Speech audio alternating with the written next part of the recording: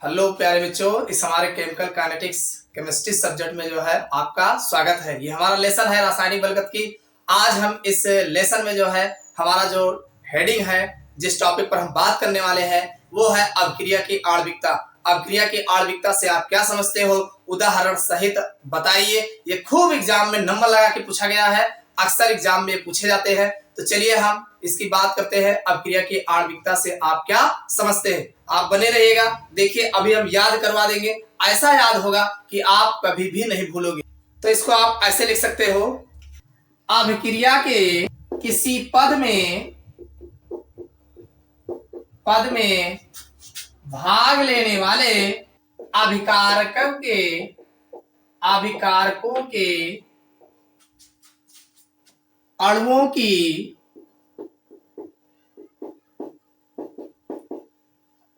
कुल संख्या अभिक्रिया की आणविकता कहलाती है।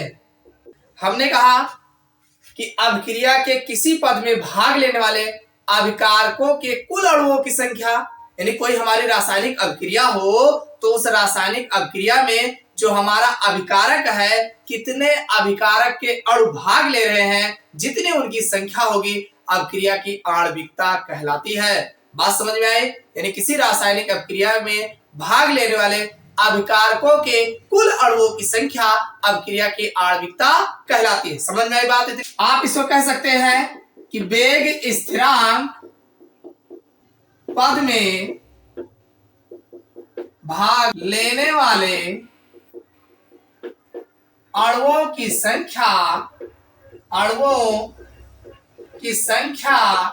1, 2, 3 होने के अनुसार अभिक्रिया क्रमशः 1 अणुक, 2 अणुक व 3 अणुक अभिक्रिया कहलाती है। यानी कहने का अनुसार यह है कि अगर हम वेग स्थिरांक के पदों में हम कहें तो इसमें जो अभिकारक अणुओं की संख्या मान लीजिए 1 है, 2 है या 3 है, तो जो अभिक्रिया हमारी होगी, अभिक्रिया की आणविकता जो कहा जाएगा वो 1 अणु, 2 अणु, 3 अणु बोला जाएगा। कैसे बोला जाएगा, इसको हम एक एग्जाम्पल देखते हैं, एग्जाम्पल से समझते हैं। जैसे हमारा एग्जाम्पल है H2 plus I2 gives out 2HI।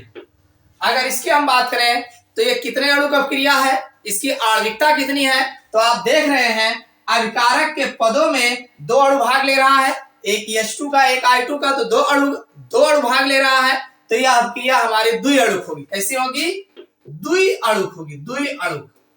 बात समझ में आई? यह अभिक्रिया हमारी द्विअणुक होगी। इसी तरीके से दूसरा एग्जाम्पल है C12H22O11 और प्लस H2O। अगर इसको हम बात करें तो ये बनेगा C6H12O6 प्लस C6H12O6।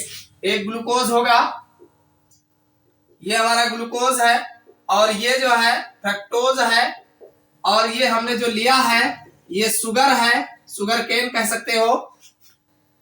अगर इसकी हम बात करें तो इसमें अगर आणविकता पूछा जाए तो आप देख रहे हैं एक अणु ये है, एक अणु ये है, तो ये अभिक्रिया द्विअणुक होगी। कैसी अभिक्रिया होगी? द्विअणुक होगी भाई, द्विअणुक। समझ में आया प्यारे बच्चों? ये इसकी अभिक्रिया द्विअणुक होगी। इसी तरीके से दूसरा एग्जाम्पल है 2NO plus O2 gives out 2NO2। ये है नाइट्रिक ऑक्साइड और ये है नाइट्रोजन डाइऑक्साइड। तो यहाँ पे अगर आप आणविकता की बात करें तो आप देख रहे हैं 2 अणु ये है, 1 अणु ये है, तो अभिक्रिया कितनी अणुक होगी? त्रिअणुक होगी। कितनी अणुक होगी? त्रिअणुक होगी। समझ में आया बच्चों? ये त्रिअणुक अभिक्रिया होगी, यानी 2 ये है, 1 ये है, तो हमारा त्रिअणुक अभिक्रिया होगी। इसी तरीके से आप लिख सकते हैं NH4NO2। इसको जब तोड़ोगे तो N2 plus H2O, N2 plus 2H2O में टूटेगा, तो इसमें आप देख रहे हैं 2 नाइट्रोजन हो गया, हाइड्रोजन ऑक्सीजन 2H2O। अगर इसके बारे में पूछा जाए कितनी इसकी आणविकता कितनी है, तो देख रहे हो इसमें एक अभिकारक भाग ले रहा है, तो एकाणुक अभिक्रिया होगी। कैसी होगी? एकाणुक।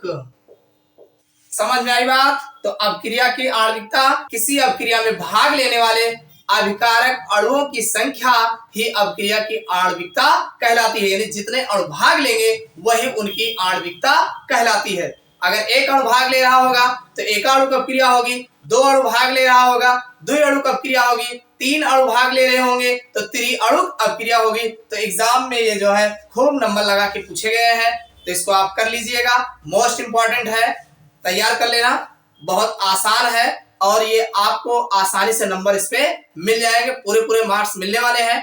तो इस लेक्चर में इतना ही। अगले लेक्चर में अपक्रिया की आणविकता और कोटि में अंतर बताएंगे जो कि मोस्ट इंपॉर्टेंट है। अगर वीडियो पसंद आया हो तो लाइक अवश्य करिएगा और अपने दोस्तों के साथ शेयर करिएगा।